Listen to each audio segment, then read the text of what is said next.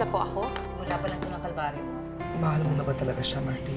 Kailangan ako ni Graciela. Martin, iba ang pangangailangan sa pagmamahal. Akala mo ba, papayag na lamang si Louie ng ganun-ganun lang? Hindi tayo maghihiwalay. Walang makakapaghiwalay sa atin.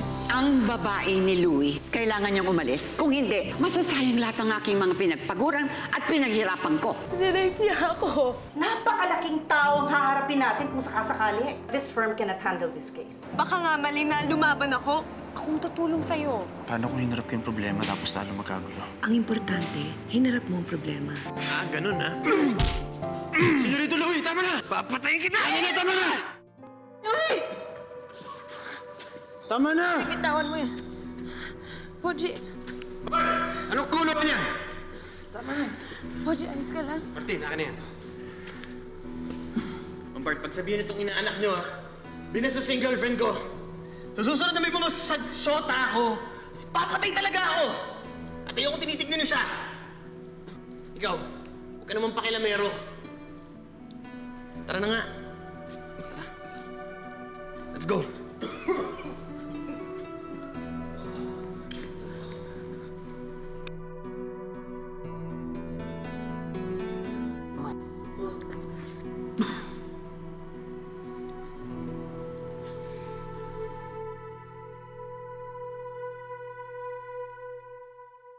Mga 1 hanggang 3 araw lang tinatagal ng DNA ng sperm sa biktima. Kung mag-iisang buwan na nangyari ang krimen, wala nang makukuhang physical evidence. Bakit? Hindi ba sapat sa inyo yung mga sinabi ni Monina? Sa tingin niyo may babaeng lalabas para lang sabihin na ni-rape siya? Kaya yan niya kataya dito. Kulang ang akusasyon lang, Hans. Actually, may isa pa tayong option eh. Paano kung kumuha tayong psychiatrist? Pa-verify natin sa kanya na may rape trauma syndrome si Monina. Hindi pa rin tatayo sa korte yun. Monina, wala bang ibang nakakita sa inyo? Wala ka nang naaalala? Wala eh. Walang ibang tao doon. Tsaka, ang alam nila, boyfriend ko siya. Kaya kung may makakita man sa amin, iisipin lang nila na yun lang yung normal na ginagawa ng mag-boyfriend. Paano yan, ate? Paano natin tutulungan si Monina? Congressman makakalaban mo. Wala pang gustong tumulong sa'yo. Wala pang ebidensya. May paraan pa. Haharapin ko mismo ng gahasa sa'yo. Alam mo, ang taong guilty pwede magkaila. Pero hindi niya kayang itago yun.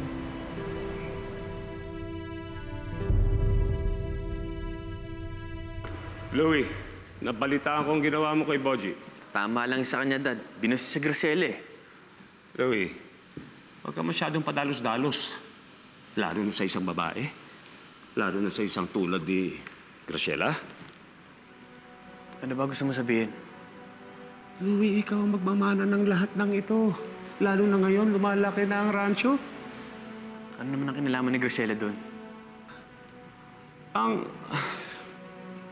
Dapat kasi para sa'yo, Louie, yung babaeng babagay sa'yo, yung babaeng may breeding. Breeding?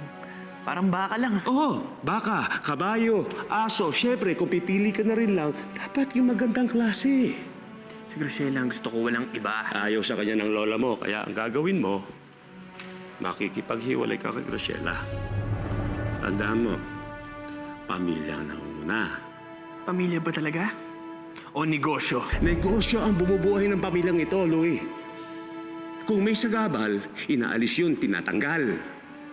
Hihiwalayan mo si Graciela at yun ang gagawin mo.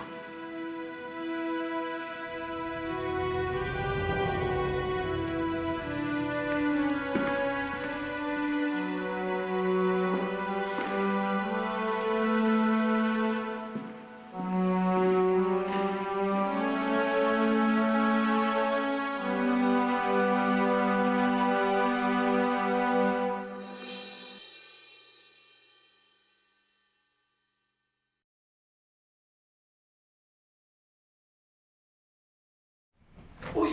Andiyan ka na pala, Martin. Kayo na bakit tayo naantay? Buong araw ka wala. Hindi ka na magbihis ka na. Punta na tayo dun sa party. Hindi na ako pupunta doon. Bakit hindi? Dahil ba kay Graciela? Magkahiwalay na ba kayong dalawa?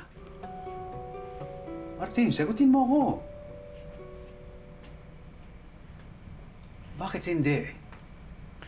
Hindi po ganun kadali yun, Lo. Madali yun, Martin, kung gugustuhin mo. Eh, paano na lang si Graciela? Ano na mangyayari sa kanya? Ano mangyayari sa'yo pag naalaman ni Louie? Siguro oras na nga para malaman ni Louie ang totoo. Ano ka ba, Martin? Kapag nalaman ni Louie ang totoo, hindi lang bugbog ang maaabot mo. Baka akala mo nabalita ko ang ginawa niya kay Boji. Kung talagang mali ang ginawa ko, handa akong harapin ang parusa nito. Pero kailangan ko na tanggalin sa dibdib ko to. Kailangan ko na linisin ang konsensya ko. George, kausapin mo siya.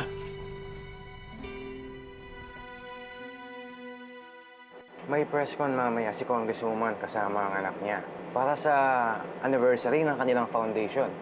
Papunta kami ngayon dun mamaya ng crew ko. O pwede kong ibato ang tanong na yan. Gusto ko lang makita kung ano magiging reaksyon nila. Okay, no problem, friend. Pero pangako mo sa akin, exclusive ako sa scoop na yan, ha? Malaking bagay itong gagawin mo para sa akin. Kahit na anong gusto mo, payag ako. Okay, see you later sa venue. Sige. Salamat. Sige.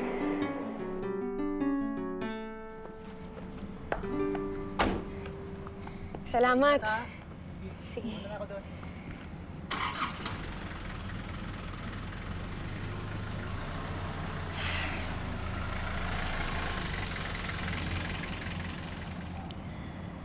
Ano, handa ka na ba?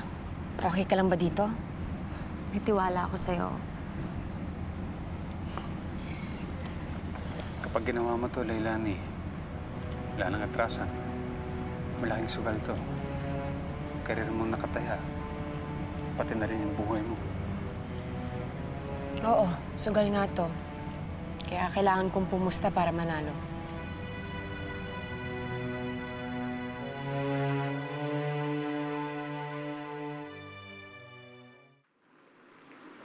Kapal na mukha nila para diktahan ako. Baka nga mas mabuti kung umalis na lang ako dito.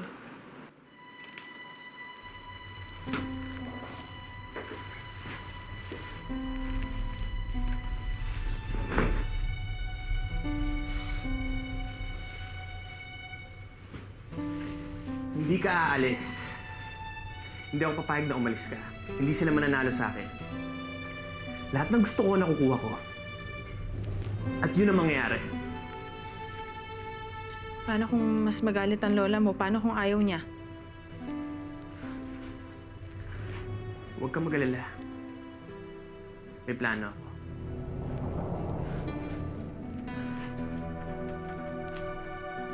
Pumunta tayo sa party. Ipapasabugin ako.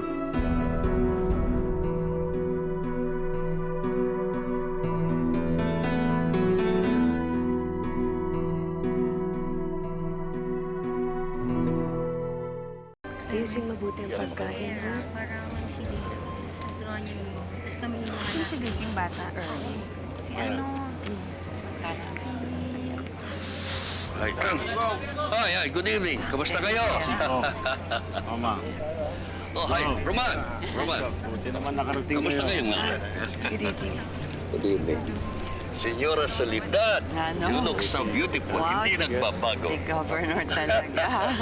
Alam mo, congratulations sa mga expansion na ginawa mo. Kasi yan yung malaking tulong yan sa bayan at saka maraming taong magkakaroon ng trabaho. Look at that, ha? Yes, and Governor, that's the plan. Rancho Paradiso is for the people. Yes, of course. Mama, pwede ka na maging politiko. Ikaw, nagsasabi lang ako ng totoo, Mara. Next governor. Mara, ang ating bagong police chief. Oh, hello. Captain. Good evening. Good evening. Maupo kayo. Governor, join us. Sige naman tayo, ha? Captain, ito ang pangunahin naming bisita. Salamat. Teka, nasa na ba si Louie? Kailangan masimulan na to.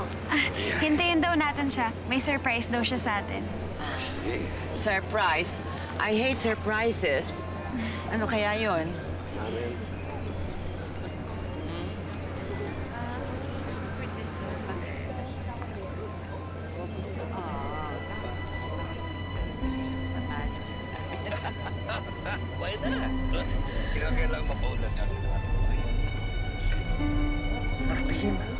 Halika na.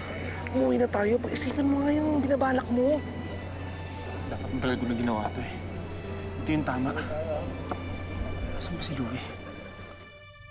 We would like to thank you all for coming to the launching of my Son's Glory for All Foundation. Isang organisasyon para tumulong sa mga kapuspalad nating mamamayan. Sa lahat po ng pagpapalang aming tinatanggap ay pagpapalang gusto rin ho namin isukli sa lahat po ng ating mga mamamayan. Congresswoman, tatakbo din po ba ang anak ninyo this coming election? Since last term yun na po ngayon. Bakit hindi siya ang tanungin niyo? All in God's time po siguro. Paano naman po yung napapabalitang complaint ng rape case laban sa inyo?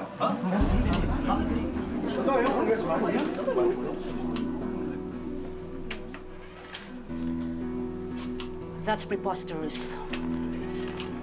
Naninira lang ho sa pamilya namin ang kung sino ang magkakalat niya. Sinungaling! Ginahasa mo ko! Kunwari ka pang mabait ka, pero masama kang tao! Rapist! Huwag kang gumawa ng eksena dito, Monina. Kung galit ka sa akin dahil hiniwalayan kita, hindi ito ang tamang paraan para gantihan mo ko. Hayop ka talaga! Let go of my client! You let go of my client! Ako ang abogado niya! Magkikita tayo ng korte! Ano po masasabi niyo, Congresswoman? Totoo po ba yan? Wala siya. Oh, baka hindi sisipot. Oh, naku, senyales na yan na umuwi na lang tayo. Huwag mo na ituloy yung binabalak mo. Halika na, halika na. Good evening, ladies and gentlemen. We are so happy that you are all here to witness and celebrate with us the launch of Paradiso Meats. And now, let us hear some welcoming remarks from Senora Soledad Silvestre. A round of applause, please.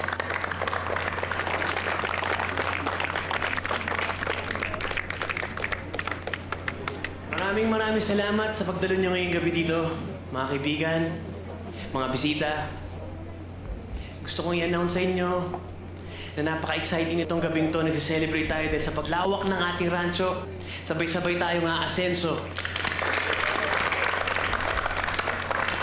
Pero hindi lang yun kung bakit tayo nag-celebrate. Dahil gusto ko ipakilala sa inyo at gusto ko rin kayong imbitahan sa nalalapit kong kasal. Kasal? Saan ang galing yun? Gusto kong pakilala sa inyo ang babaeng papakasalan ko, pinakamamahal ko, na si Graciela.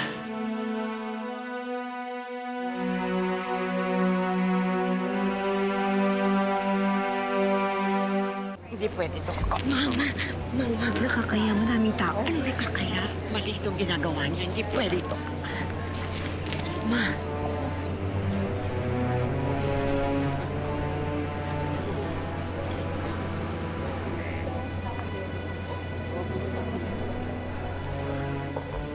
Oh, Martin, paano yan? Anong balak mo? Umalis na tayo dito.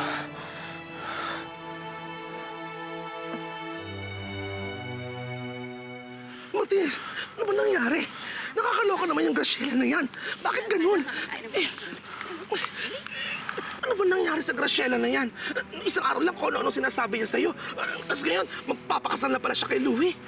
Buti na lang, hindi ka pala umamin siya kay Louie. Kung nagkataon, mapapahamak ka.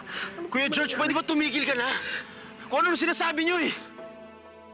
Sorry. Hindi ko na talaga mapigilan yung nararamdaman ko. Huwag ka na umiyak. At least ngayon, alam na ng lahat na nagpapanggap lang sila. Kuhang-kuha na ang pagka-guilty nila. Hindi magpapabisto yun. Tara, mauna na tayo. Akala ko inayos mo na yan. Tinanggal ko sa opisina ang babaeng yun. Tinakot ko. Tsaka, sa tingin mo naman, umepekto naman yung drama ko kanina, di ba? Hindi ka magaling na artista. Tsaka rin sinasabi mong tinakot mo siya. Takot na ba yon? Visit ka, Kyle. Gagawa-gawa ka ng kalokohan, hindi mo nililinis. Ma, hindi naman niya mapapatunayan na rape yun nangyari. Dahil unang-una sa lahat, girlfriend ko siya nung nangyari yun. Tsaka, pwede naman nating sabihin na gumagawa lang siya ng ingay para makakuha siya ng pera natin. Hindi ka ba talaga nag-iisip, Kyle? Ha?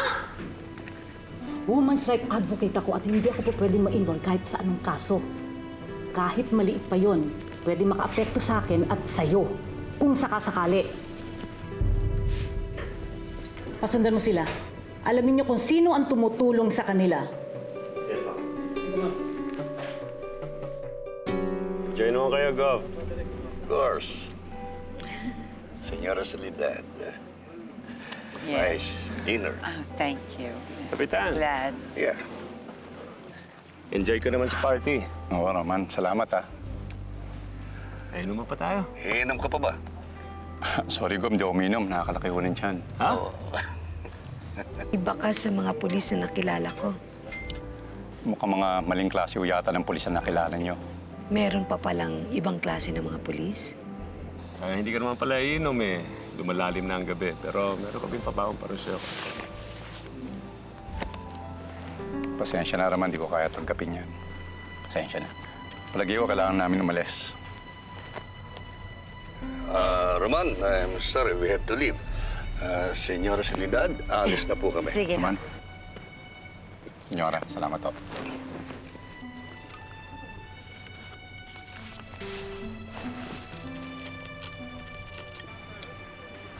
Hinahiya ako nun. Kung meron mang nakakahiya dito ngayong gabi, walang iba kundi yang si Louie. Kailangan kausapin ko siya. Halina kayo. Tayo na. Kapal talaga ng mukha ng lalaki yun. Papalabasin pa niya na ikaw yung masama. Buti nga nalaman ng lahat ng tao yung baho niya eh. Hindi pa natin alam kung anong epekto ng ginawa namin. Pero ngayon, alam na natin kung sino ang kalaban natin. Nakita ko mga tauhan niya. May mga baril sila. Mga politiko yan, Leilani. Baka kung mapano ka. Huwag kang mag-alala. Hindi ko pababayaan si ate. Paano? Mauna na ako. Tawagan na lang kita bukas. Sige.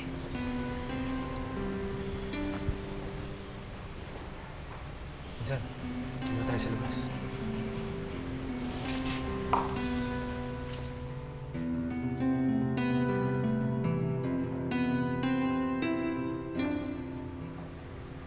Ayos ka lang ba? Kanina lang nung nakita ko siya. Parang bumalik lahat ng kahayupan na ginawa niya sa akin. Ang masakit pa doon, minahal ko talaga siya eh. Nahulog talaga yung loob ko sa kanya. Kaya ang sakit tanggapin na ginawa niya sa akin yun. Ganon siguro talaga. Kung sino pa yung taong mahal natin, sila pa yung may kakayahan na makasakit sa atin. Sinaktan ka na rin. Hindi katulad ng sitwasyon mo, pero gano'n na din. Nagtiwala ako. Tapos nung huli, napatunayan ko na hindi siya karapat-dapat ng tiwalang binigay ko. Nasaan na siya ngayon? Wala na. Tinanggal ko na siya sa puso at sa isip ko. Kaya ikaw, dapat ganun ka rin. Dahil yun lang ang paraan para makalaban tayo.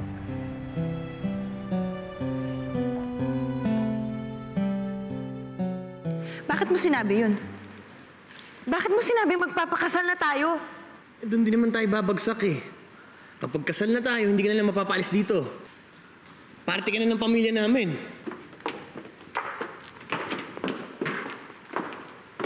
Graciela, iwan mo muna kami at mag-uusap kami ni Louie. Sige na, Graciela. Hindi mo na dapat marinig to. Sige ho.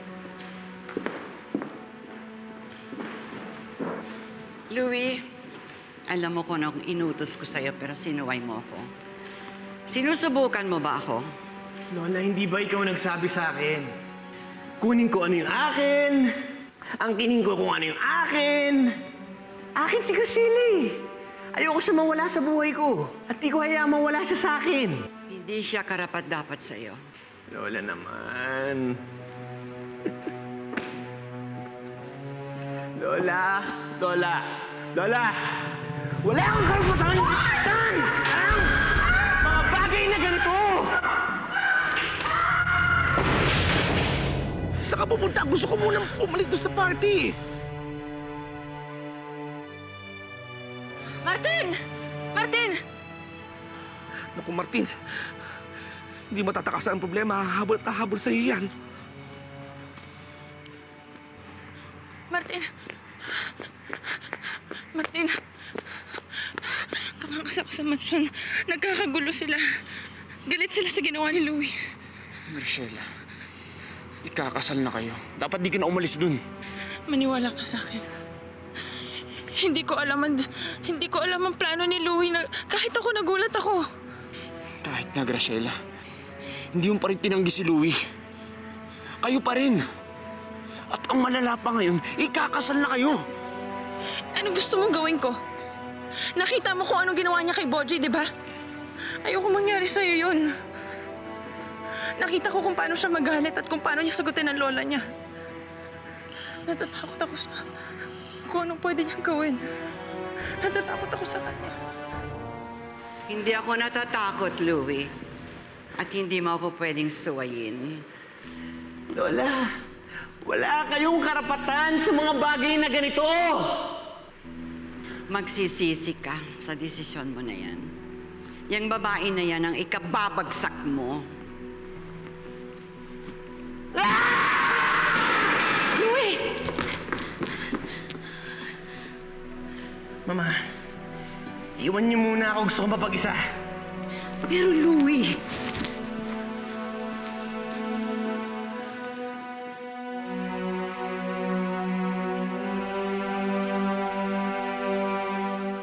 Napakaswail talaga ng bata na yon.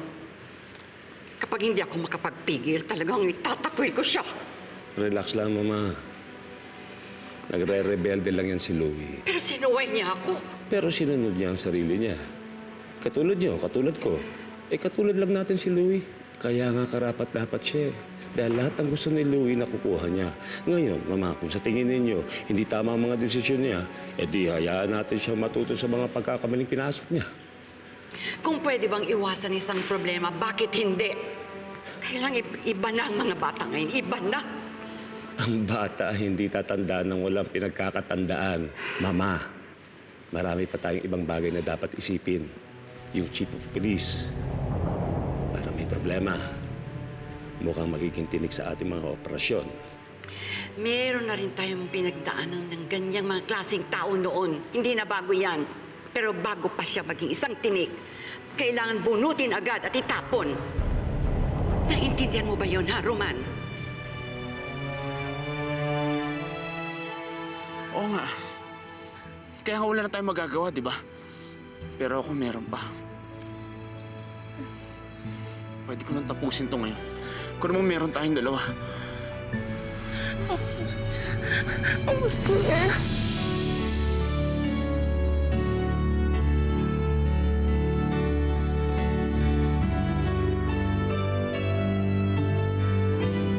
You've put us all in trouble. Ano pa ba ang dating pag-isipan? Hindi ba mali yung ginawa ko? Paano ko sabihin kung ayaw? Uy, Martin! Martin, si Lailani, oh!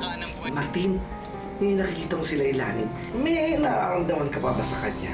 Hello? Telegenic ka talaga, Atty. Angeles. Sino to? Si Congresswoman Dancel. Ay, lalap ang kabayo. Naku, Martin, umalis na tayo dito. Chismis yan. Ha? Bakit mo ginawa yun, Louie? Di ba kakasal ka na kay Graciela? Ba't anong gagawin mo? Susumbo mo ako kay Graciela?